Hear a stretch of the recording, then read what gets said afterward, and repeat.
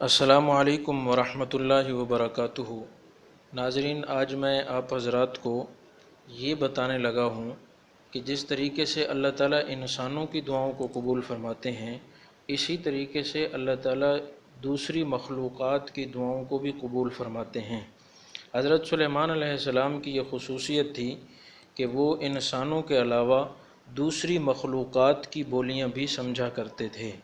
حضرت سلیمان علیہ السلام ایک مرتبہ استسقاء یعنی بارش کی دعا مانگنے کے لیے نکلے تو حضرت سلیمان علیہ السلام نے دیکھا کہ ایک جگہ پر ایک چیونٹی الٹی لیٹی ہوئی ہے، اس نے پاؤں آسمان کی طرف اٹھائے ہوئے ہیں اور وہ اللہ سے دعا کر رہی ہے کہ خدایا، ہم بھی تیری مخلوق ہیں، ہمیں بھی پانی برسنے کی ضرورت ہے، اگر پانی نہ برسا تو ہم ہلاک ہو جائیں گے۔ چیونٹی کی یہ دعا سن کر حضرت سلیمان علیہ السلام نے لوگوں میں یہ اعلان کیا کہ واپس لوٹ جاؤ، کسی اور کی دعا سے تمہیں بارش ملنے والی ہے، کسی اور کی دعا سے بارش برسنے والی ہے۔